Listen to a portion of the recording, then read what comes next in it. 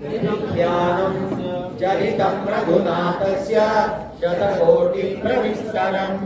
एकैकमक्षरं पुंसां महापातकनाशनम् ध्यात्वा नीलोत्पलश्यामं रामं राजीवलोचनं जानकी लक्ष्मणोपेतं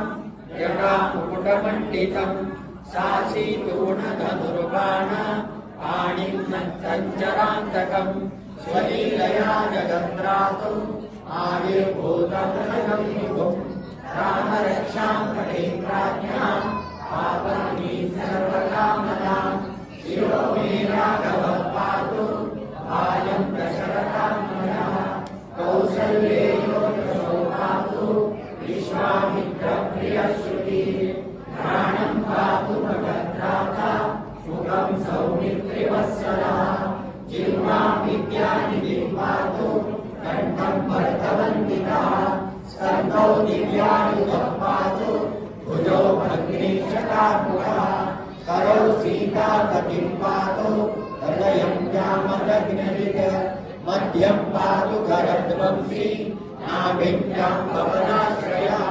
सुग्रीवेशङ्करी पातु सद्धिनी हनुमत्प्रभुः ऊरू रघोत्तमः पातु रक्षकुलविनाशकृत् जानुनी सेतुकृत् पातु जह्ने रसमुखान्तरा पादौ विभीषणः सीता पातु रामोऽखिलं वपुः एतां रामबलोपेतां रक्षाम्यः सुकृतिपदे सचिरायुः पुत्री विजयी विनयी भवे पातालभूतलव्योम चारिणश्चत्वारिणः तत्रस्तुमभिषक्तास्ते रक्षितं रामनामभिः रामेति रामभद्रेति रामचन्द्रेति वा स्मरन् नरोदलिप्यते पापैः मुक्तिं मुक्तिं च विन्दति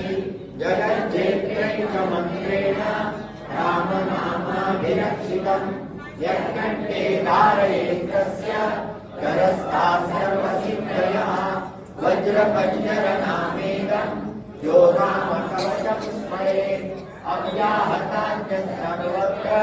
लभते जयमङ्गलम् आदिष्टवान् यथा स्वप्ने राम रक्षामि मां नराः तथा लिखितवान् प्रातः प्रबुद्धो बुधकौशिकः आरामकल्पवृक्षाणां विरामः सकलापदाम् अभिरामस्त्रिलोकानां राम श्रीवात्सरप्रभुः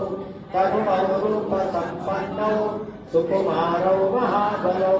पुण्डरीकविशालाक्षौ क्षीरकृष्णादिनाम्बरौ फलमूलाशिनौ दान्तौ तापसौ ब्रह्मचारिणौ पुत्रौ दशरथस्येकौ भ्रातरौ रामलक्ष्मणौ शरण्यौ सर्वसत्त्वानां क्षेत्रौ सर्वधनुष्मतां रक्षकुलनिहन्तारौ त्रायेतान्नो रघुत्तमौ आत्तसंज्ञतनुना विशुश्रुता वक्षयाशु गच्छन्दसन्निनौ रक्षणाय मम रामलक्ष्मणौ अग्रतः सदैव गच्छता सन्नद्रग्भवती हरिः रामवा